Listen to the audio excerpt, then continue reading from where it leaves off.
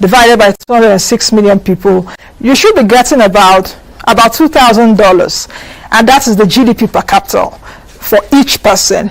With that figure, you can say we are poor. And it's not just about economic outputs that countries are now being measured as wealthy or poor. From indices that we have, the HDI of Nigeria, Human Development Index, we're down there. Income inequality is very high in Nigeria. So you would actually say we are a poor country. Yes, to an extent. Or some people say we're a rich country with poor people. You know, but it's not really about economic output. We have poor infrastructure. There are other measures, other measurements that can categorize a country as a poor country, as a rich country. I don't think we are that of a rich country. I hope I've tried to answer your question, especially around the GDP per capita part. So thank you very much for that question. Let's quickly take our oops moment. Our oops moment is for today. My team went out to the street to find out from Nigerians if they do know this popular agency, NAFDAC. What is the meaning of NAFDAC? This segment is not really for you to laugh, you know, it's for you to also learn. So when we come back from that, my guests will be joining me. We'll be right back. Don't forget to join us on all our social media platforms. NAFDAC.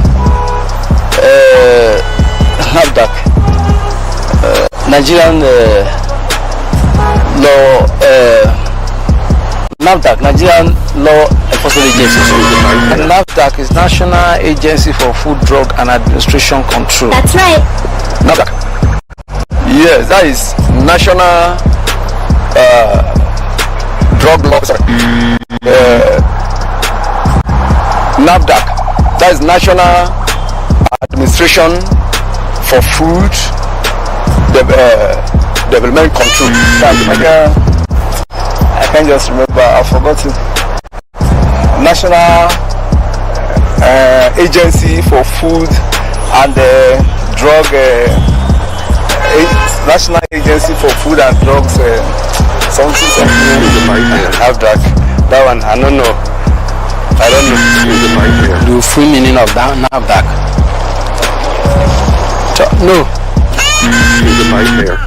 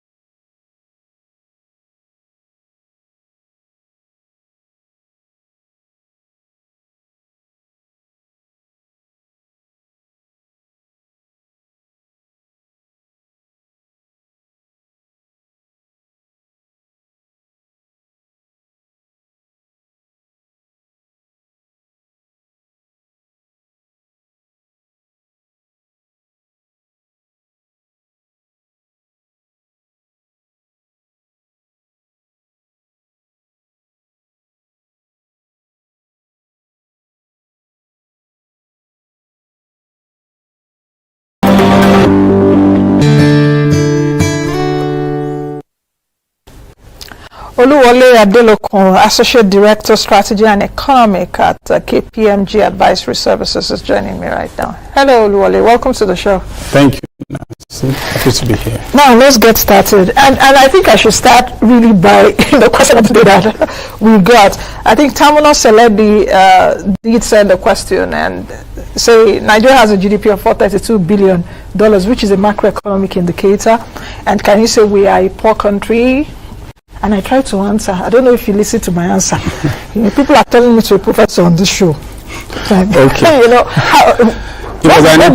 Yes, my answer, or what do you have to say? What do you think? It's an interesting question, but and your response was actually spot on. Okay. When you look at GDP relative to our population, we're actually not really doing well compared to other African countries, the likes of South Africa, Morocco. You will discover, and I'm not even using developed country, I'm using African country.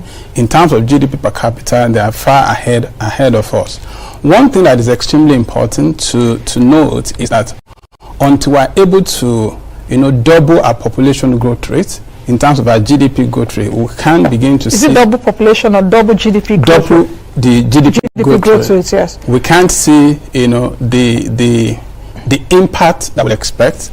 So we hope that we should be able to achieve that. Until that is done, we can't expect that the Nigerian can be classified as actually a rich country. Yeah. Stamina, I hope you are listening, and I needed to bring that up for Oluwole to add more perspective. Okay, Oluwole, welcome again. Q1 has come and gone. Yeah. Turbulence? Oh, okay.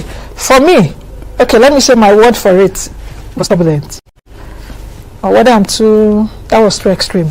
But what one word would you use to describe the first quarter of this year for us, for the economy of the country? I will say, if I'm to just describe it, like every year, the unexpected happened across various areas. But I would say overall, it's still early start. What we're likely to see as we go into the year will be defined by various variables and parameters. But we've seen the positive and we've also seen the negative. I think one thing I will just leave with regards to the economic on an overall basis is that the manufacturing producer index that try to measure the level of confidence in the economy is still above 50%. So people are still, Nigerians are extremely positive about the country based on that index, but there are still certain challenges, risks that we need to just manage in a proactive manner. Okay, if we take a look at, I agree with you to an extent, a bit of positives, but I think there were more downsides for us as an economy in the first quarter. And as a people, as Nigerians, I think it was turbulent. That was what I meant, because we've seen even other external factors affecting us, and even our own local factors, insecurity and all of that, which is not palatable news at all. If we take a look at the global economy, how do you think it played a part in the first quarter for us? Okay, thank you. To respond to that question, I will summarize it into two major dimensions. One is the Russian, Ukraine crisis. The Russia decision to actually, invade Ukraine, and there are three main channels through which it actually has impacted the local economy. One is in terms of the impact on commodity prices, because Russia is a significant player when it comes to the energy value chain.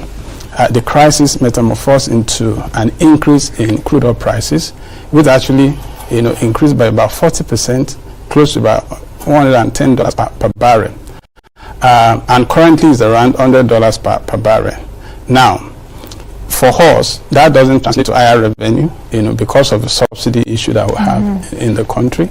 I would say the second implication or transmission mechanism for the country is in terms of agricultural products. We consume a lot of wheat, grain. Let me say, for example, in 2001, our total consumption of which was about 64.8 million metric tons. But how much is our production? Very significant. Out of that 64.8 million, we imported 64 million metric tons. So it resulted into what you would call imported inflation, which actually stood at the end of February at about 17.7%. And you could see the impact, in terms of the prices on commodities, especially agricultural related commodities, in the country. I would say the second one from a global perspective is the rising global inflation rate, which has continued to tend upward. And that is driven by two things. Number one is driven by the fact that when you look at last year, there was a significant stimulus package, used to support economy, various economies across the globe, and that accelerated recovery. But what then happened is that the volume of money in circulation increased significantly, and on the back of that, you see most economies, inflation rates tending upward. And given the energy price increase and the food increase as well, what IMF has told us is that about 60% of developed economy will experience high inflation rates this year, which is for US as at the end of February, it's about 7.9%, that's very high. The highest in over 40 years. 40 years. Yes. That's significant. When you look at Canada, it's about 5.7, and then you look at other Europe countries. Now, because we're import-dependent economy, so you will see imported inflation. So that's how the global landscape within the first quarter has impacted the Nigerian economy. And the other thing to note is that because of the increase in inflation rate from a global perspective, you've seen the central banks from developed economies saying we need to do quantitative tightening, which means interest rate needs to actually go up. The implication for us as a country is that there will be capital flow reversals to develop economy, and then the cost of borrowing may likely actually increase for us as a country. So that's how I would characterize from a two-way perspective the implication of the global environment within the first quarter on the Nigerian economy. Okay, now let's come down to the country. You've given us the external factors which impacted the Nigerian economy in the Q1. If we still stick with the Nigerian economy in the Q1, you know that there were announcements, at least even prior to Q1, the finance minister said, that we're going to be having fuel subsidy removal, because the PIO was signed last year. Eventually, now, nothing has happened. In lieu of that, we even saw fuel shortages, fuel queues. It's gradually gone down now. At least it's not as it was before. We saw power outages and all of that. What would you really say about that? It was really a chaotic Q1 for us, coupled with inflation. Higher inflation in Q1, because inflation now is just close to 16%. Yeah. It's actually 15.7% as at the end of February. Now, I will, you are spot on based on the way you've characterized some of the things that happen. Every year, there are certain things that contingencies that you don't plan for that actually happen. But this year was what I would say it was unexpected, turbulent, because people were thinking we're out of the COVID induced recession, and then the Ukraine crisis came. Then looking at the Nigerian environment, certain things happened that was not actually the best for the economy on an overall basis. And I'll try and summarize those things in four dimensions. The first one is the continued pressure on consumers that is actually eroding purchasing power because of high inflation rate. So the double digit is still here, and that was driven by three main factors, like you did mention. One is the hike in electricity price. The second was the fact that we enter into January, and especially in February, the scarcity of the PMS, which is driven by the high energy prices, and more importantly, the high energy prices from a global perspective, then we are confronted with the contaminate. So you could see the consumer pressure from an inflation perspective. I think the other thing that also came in is the point around the security challenge, especially in the northwest. We can see that repeated, in Kaduna State.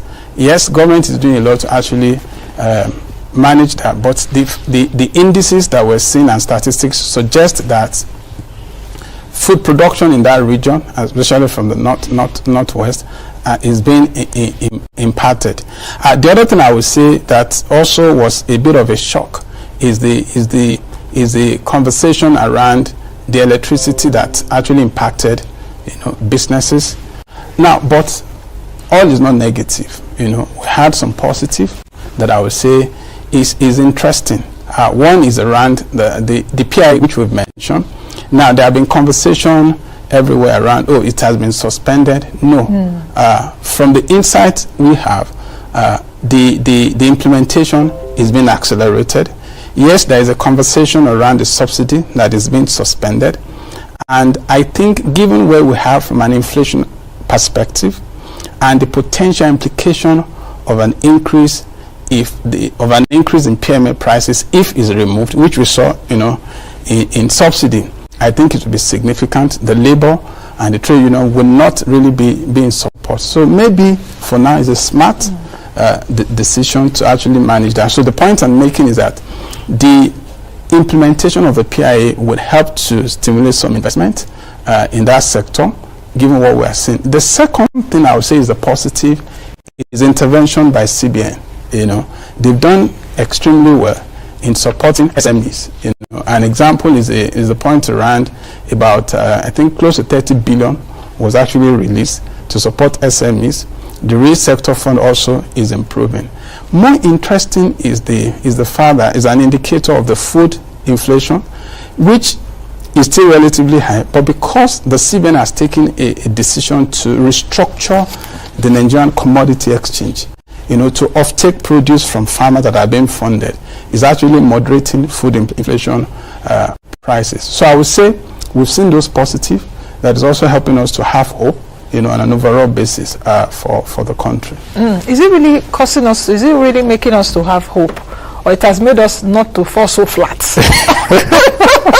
I hope you understand my analysis. Yes, because anyway, when you're also analyzing what is happening in the U.S., causing U.S. inflation about 7.9%, we saw so much helicopter money during 2020, 2021.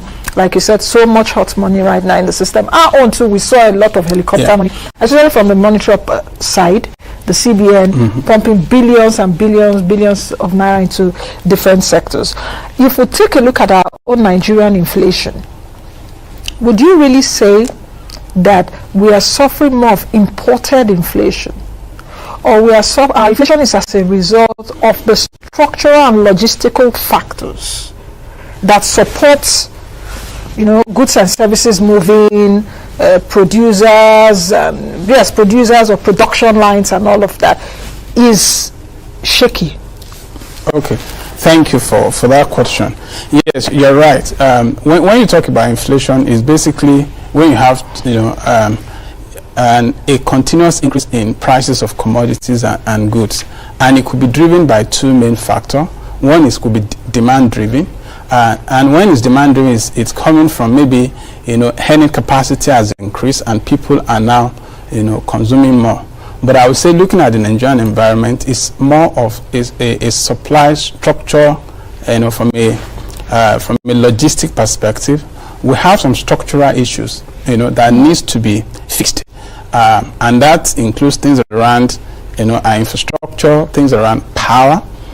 So take for example what happened even within the first quarter, where the price of diesel actually increased significantly from about 350 to 700. So that is driven by structural issue from an infrastructure perspective. also from a logistic perspective, which is being able to move, good from the from farm gate to the consumer head.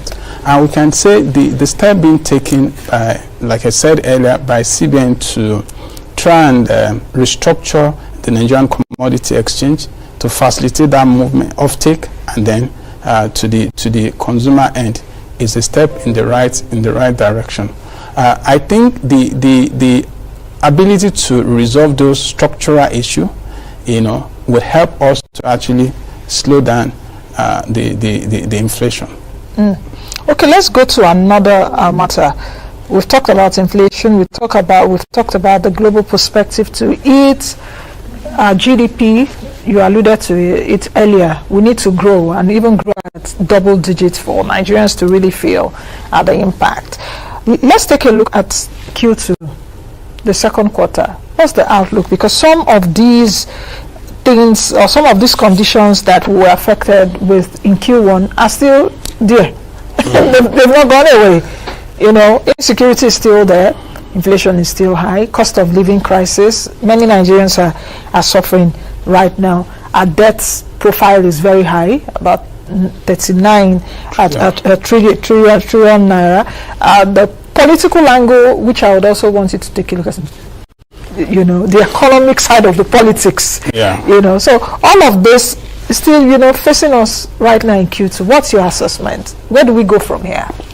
Okay, thank you. So as you think about Q2, you're right that some of the, the experiences and challenges that we had in Q1, some of them are still here. But as I reflect on Q2, certain factors will drive Q2, which are extremely important. One is around the inflation conversation. To what extent is the crisis, the Russia and Ukraine crisis, is impacting the energy prices would be very important. But I think there is, to some extent, hope, in the sense that if you look at, U.S. has made a commitment to release about 60 million liters of barrels, yes. From their oil reserves. Yeah, from their oil reserves. Not only that, the other members of the International Energy Commission, they've also committed another 60.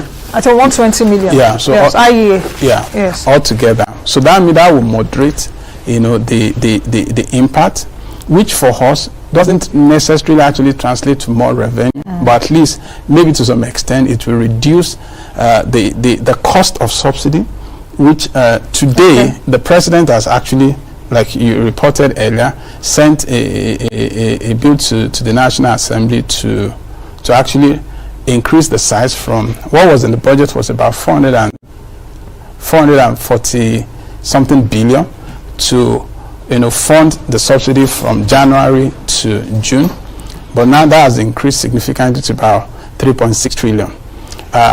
But if the US and other international, the International Energy Agency is able to actually release more, crude from their strategic reserve, that will impact. Now, I think the conversation around election, as we know, about 1 or 2 weeks ago, the ruling party had their convention.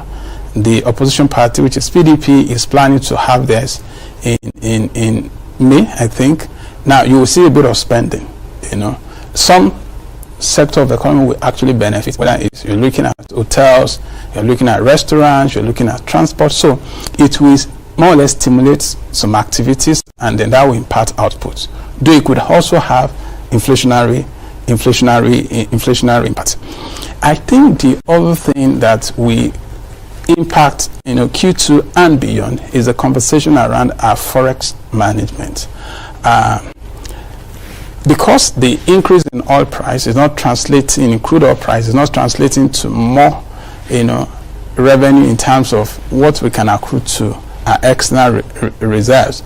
We've seen a slight depletion in that space to about I think currently it stands at about $39 billion. Now the CBN has signaled that going forward as you go into the future, sale of FX to banks would actually be put on hold, which is similar to what they've done for DBC. So that means that you will begin to see a new, forex regime, within the economy. The details is there to be unfolded, but we should expect that based on the pronouncement and what I'll call the RT, 200. 200, yeah, the race to $200 billion. Yeah, over the next 3 to 5 years. The last thing I want to say is that the conversation around managing our alt theft, is something that is extremely important. And I think there's a commitment from government side to actually, attack that. If we are able to mitigate the alt theft, what will then happen is that we should be able to get more revenue. We have capacity to do about 1.8 to 1.9 million barrel, but today we do between 1.3 and 1.4. It's significant is actually due to theft. So being able to address that will actually give more revenue to government. So those are the factors. But on an overall basis, like I did mention earlier, the manufacturing producer index seems to suggest that it's above 50. So there's still a bit of confidence. What is happening seems to show that it may not have significant impact from a global perspective on output, but there may be some impact on cost. So we should still expect, some sort of growth, but the growth will more or less be subdued, relative to what we had when we ended the year with about 3.98%, which is for Q4. Overall, we ended the year with 3.4. So as you look at Q2 and you go into the Q3 and beyond, maybe we'll be ending between 3.6 and 3.7 on an overall basis.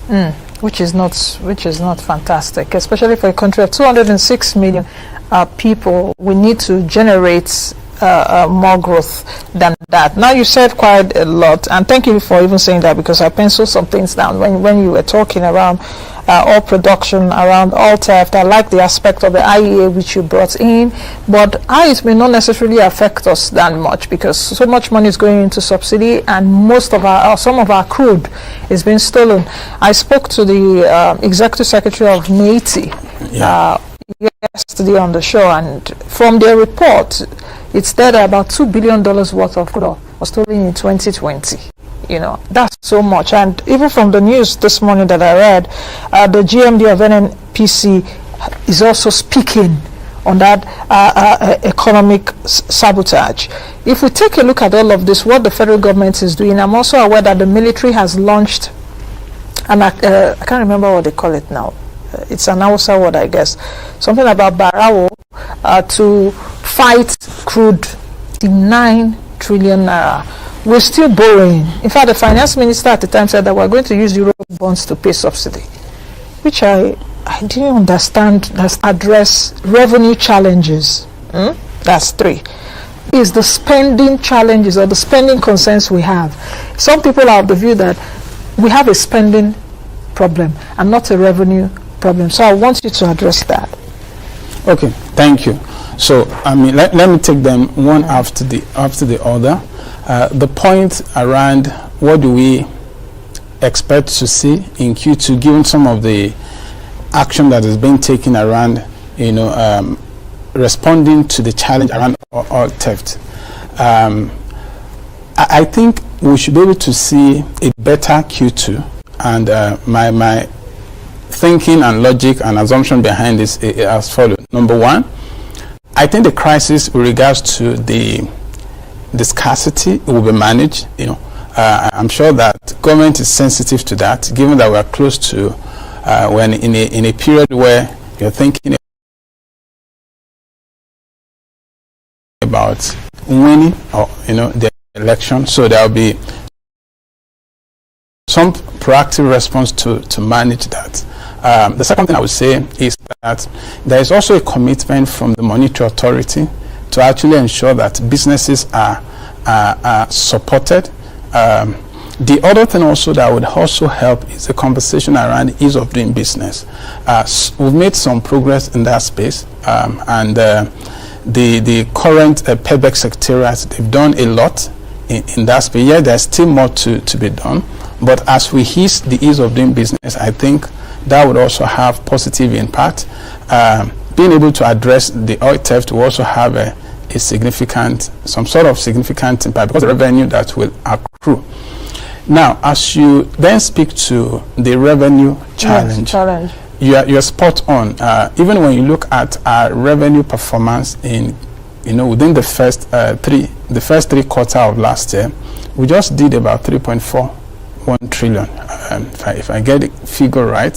So that means that we're challenged. But when you look at our GDP composition, it's actually well diversified. The performance that we've seen within the economy is driven by non-oil sector.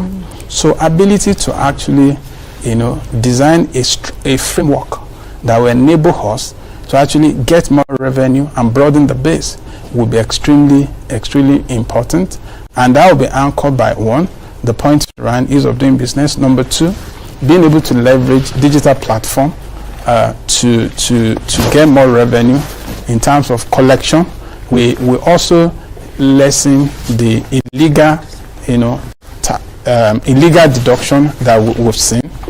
I think what is being done in PENCOM, if it can actually be replicated in terms of a creative solution to support the informal sector and get more revenue in that space, it will also help to enhance ability to earn revenue. I think the last point I will mention is that if you look at what government has done, where on an annual basis they come up with the Finance Act that give a sense in terms of the fiscal direction, for the country and provide a sense of, certainty.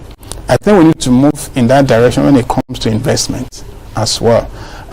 We need to begin to think about how do we attract or support investments, whether from local guys or from foreign corporates. And what has happened based on COVID, what has even happened based on what we are seeing with Russian invasion of Ukraine, shows that supply disruption is something that we need to be careful about. So we need to think about how do we, enhance production locally, and an example is Dangote refinery that is coming on stream.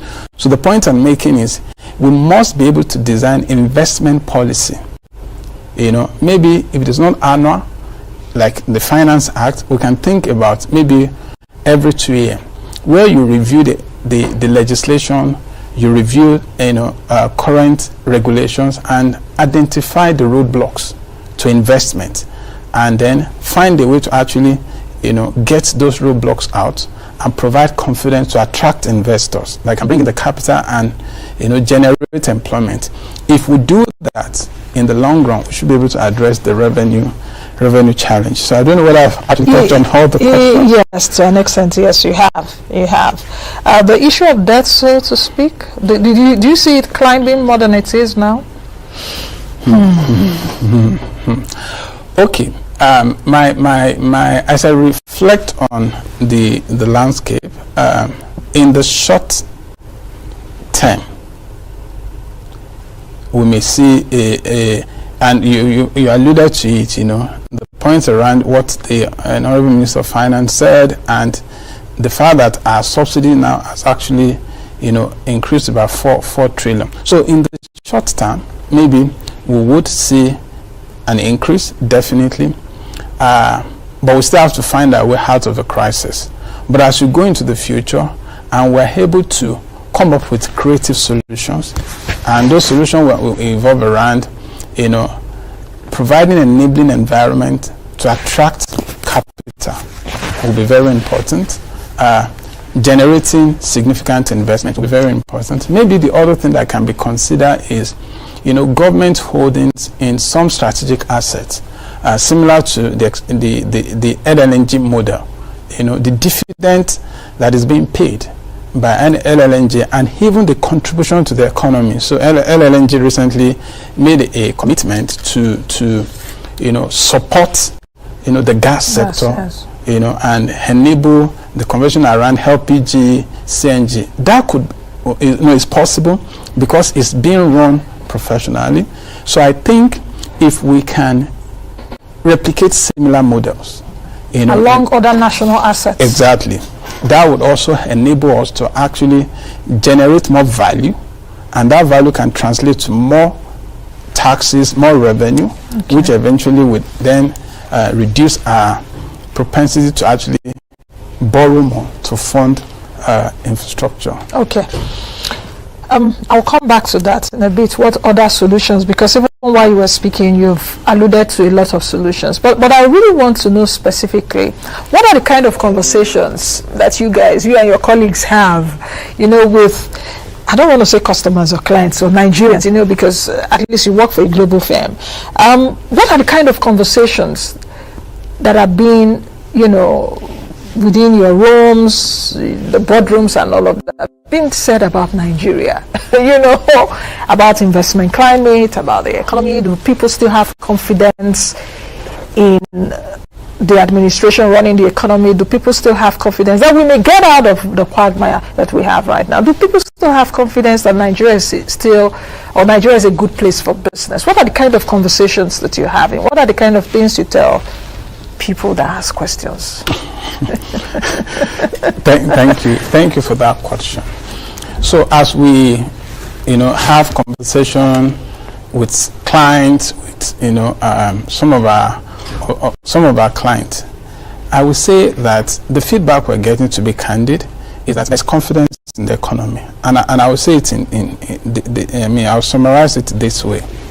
We've had 2 recessions within a period of 2 years. 2016 and 2020, 4 years. 4 years. 2 recessions in 4 years. That's, very, very, it wasn't expected, but if you look at the way the government, the authority have responded in a proactive manner by coming up with various intervention fund by looking at our tax law and then reviewing that to actually enable businesses to actually invest more, and we've been able to deliver growth that is actually even more than what was forecasted by the likes of IMF and World Bank.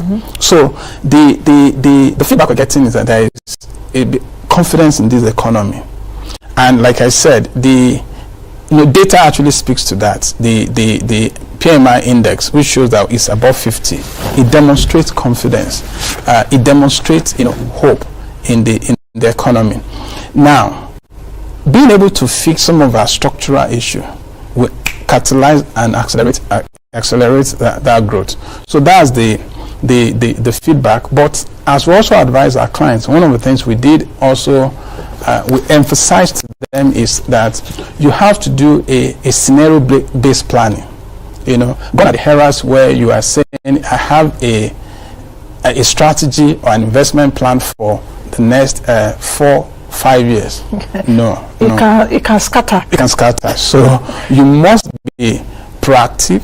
You must even be looking at your performance on a quarterly basis, if possible, or a review, and ensure that your strategy is scenario based and is driven by that. So say, okay, if this happens, what will be the implication?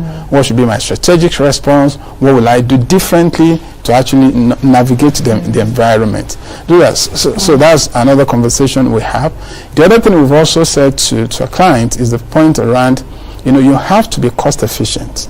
You must manage your cost in a proactive manner, given that we're in an era of double digits, and you can leverage several platforms, to do that. Digital platform is extremely important. So those are some of the conversations we're having with our clients. And I hope that for those listening, that they're also peeking or watching what Oluwole is saying, because I don't think why I asked that question also is not just about your clients, it's about even investment advice. So I hope you picked that you shouldn't just plan 3, 4, 5 years ahead. You should also do scenario-based planning. When it comes to your investment and when it comes to your money, you can adjust every quarter or every 6 months and see, is Eurobond making money, is this, to know where to put your money and all of that. I hope you've picked that. Just as we close very quickly, in the midst of all of this, are there drivers for growth?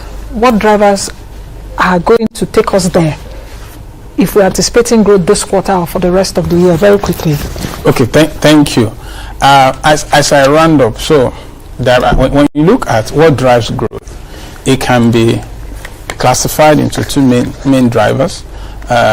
One is, if I go back to my economic days in school, you have the Keynesian model, where government actually be the driver and try to stimulate the growth, which is what we've seen, over the last few years by, the CBN and various intervention funds to actually support.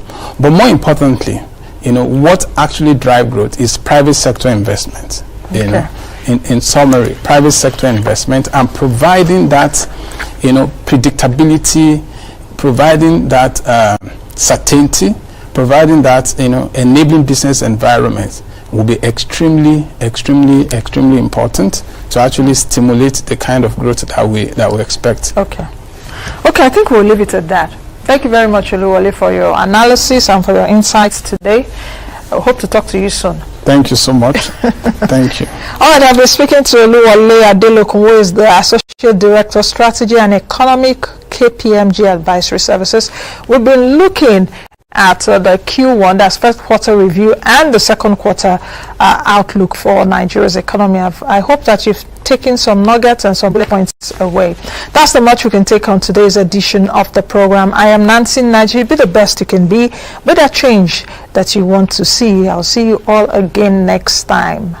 Happy weekend, and sorry for the old one there. I'll see you all again.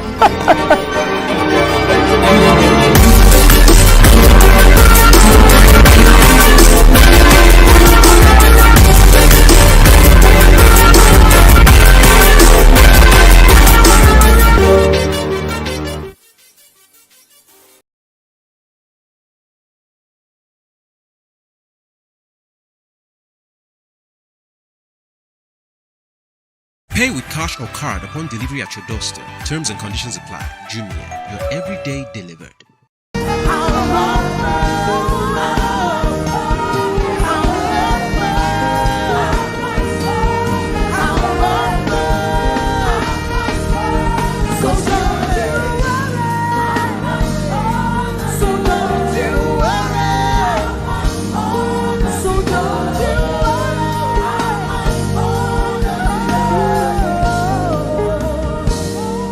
Cause you are, oh, without the music, you are enough. Also the rock, push it up.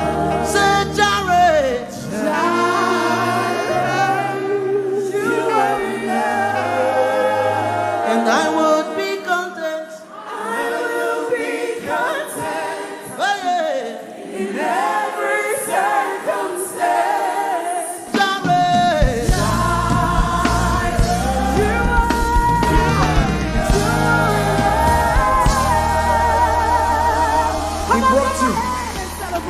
He brought you into March because he didn't want you to settle in February.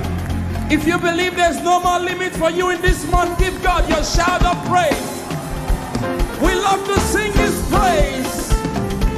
Everyone here, all the worshipers online, give God your dancing offering for the gift of a new month. Let's do it right now. Hey, everybody, I love to sing your praise. Your name, oh, hey, I love to lift you.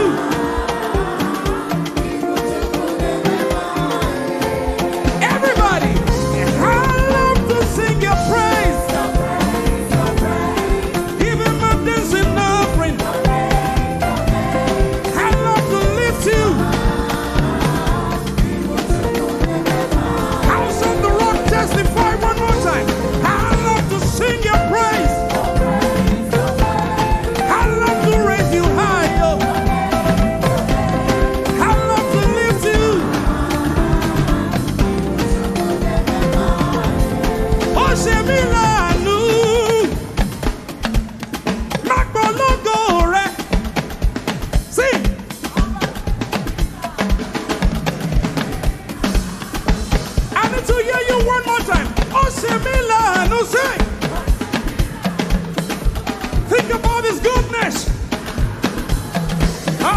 say me